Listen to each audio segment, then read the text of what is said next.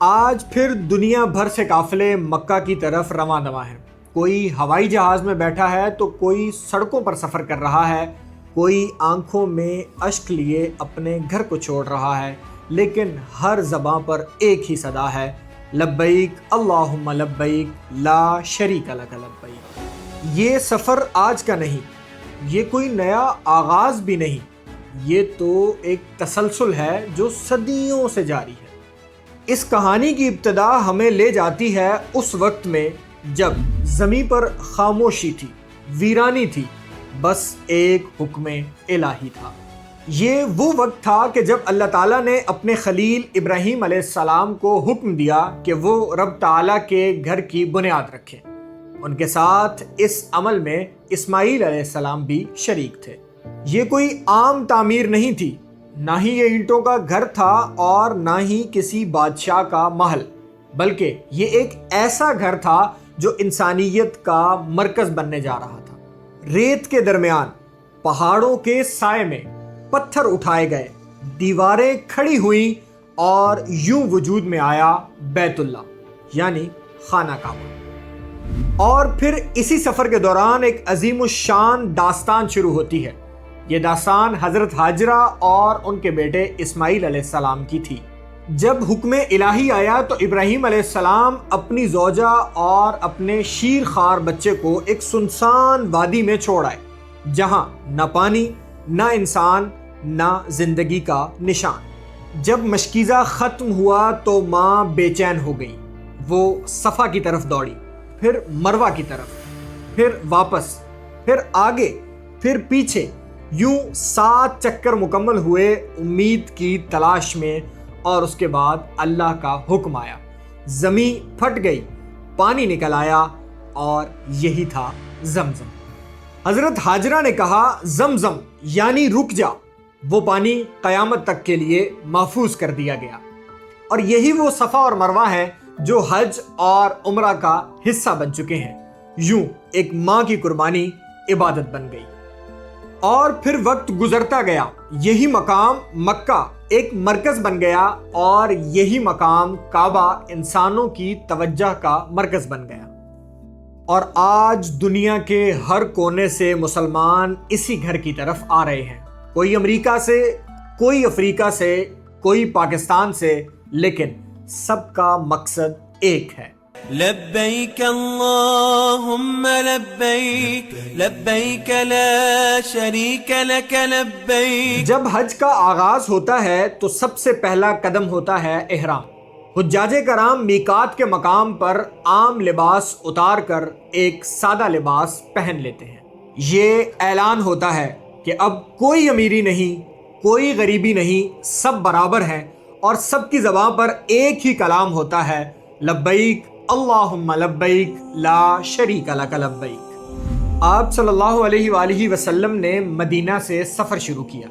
ذوالحلیفہ کے مقام پر آپ صلی اللہ علیہ وآلہ وسلم نے احرام باندھا، تکبیرات پڑھی، اور اپنے تمام صحابہ اکرام سے کہا کہ اپنے مناسک مجھ سے سیکھ لو۔ جب حاجی مکہ پہنچتا ہے، بیت اللہ سامنے آتا ہے تو دل رک جاتا ہے، آنکھ جھک جاتی ہے۔ یہی وہ گھر ہے جسے ابراہیم علیہ السلام نے صدیوں پہلے بنایا تھا۔ لبیک اللہم لبیک لبیک لا شریک لک لبیک۔ پھر حاجی طواف کرتا ہے 7 چکر بیت اللہ کے گرد۔ یہی عمل رسول اللہ صلی اللہ علیہ وآلہ وسلم نے بھی کیا، حجر اسود سے آغاز فرمایا اور بیت اللہ کے گرد گھومتے رہے۔ یہ طواف صرف حرکت نہیں بلکہ بندے کا اپنے رب کے سامنے جھک جانا ہے۔ ان الحمد والنعمت لک والملک لا شریک لک۔ پھر حاجی صفا اور مروہ کے درمیان سعی کرتا ہے۔ یہ وہی راستہ ہے جہاں حضرت ہاجرہ دوڑی تھی، اور یہی سعی آج حج کا حصہ ہے۔